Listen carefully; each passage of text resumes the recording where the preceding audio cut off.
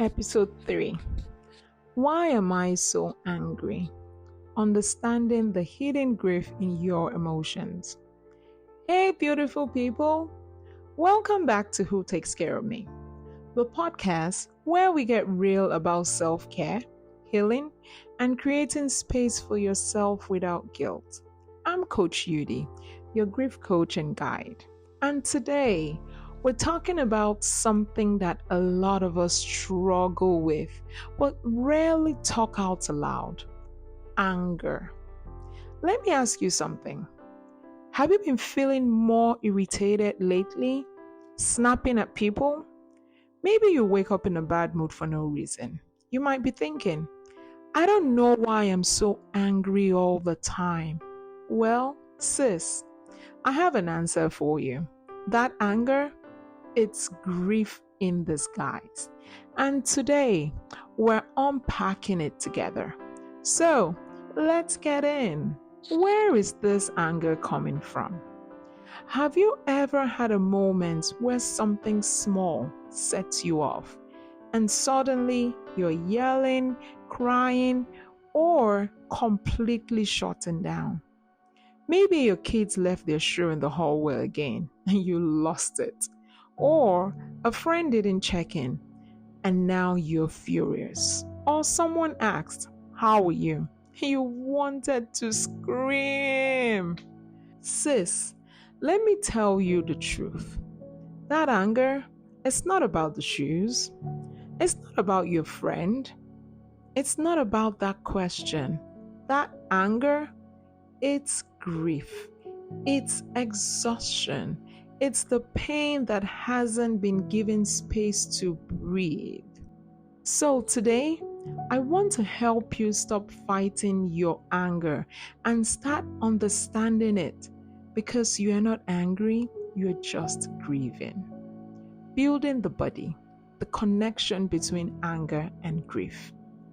One of the biggest misconceptions about grief is that it only looks like sadness, that it's just crying in bed or feeling lonely. But sis, grief has many faces, and one of those faces is anger. Think about it.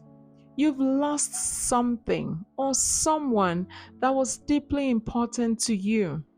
Your life has changed in ways you never asked for.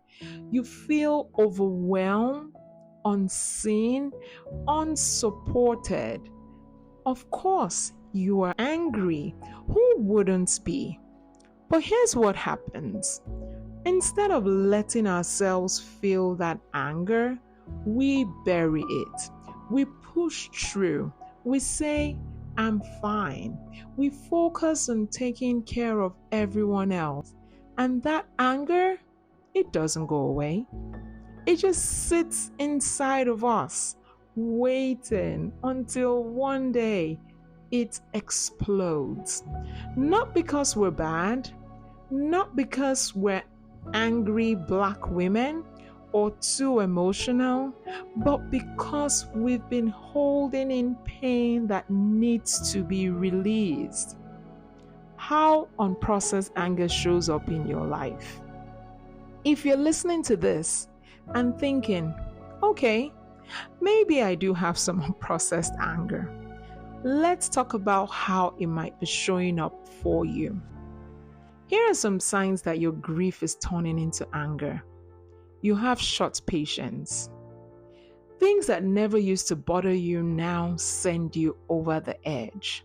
You feel resentful towards family, friends, or even your kids. You wake up feeling already irritated before anything even happens. You keep everything inside, but then explode over small things. You avoid emotions because if you start crying, you don't know if you'll stop. Sis, if you're nodding your head right now, I need you to hear me. You are not broken. You are grieving. And the good news is, you don't have to carry this anger alone. Practical self-care. How to process your anger in a healthy way. Now, I know what you're thinking. Okay, I hear you. But what do I do with all this anger? Here's the thing, anger is not the enemy, it's just an emotion, just like sadness, joy, or fear. And when we learn to acknowledge it instead of shoving it down, it loses its power over us. So, here are three ways to start releasing that anger in a healthy way. First, name it and claim it. Instead of pushing your anger away, acknowledge it. The next time you feel that irritation rising, stop and say, I'm feeling angry because. Giving your anger a name helps you separate yourself from that emotion.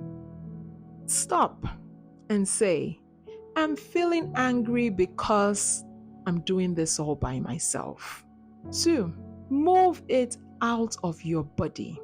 Sis, anger is energy, and when we hold on to it, it gets stuck.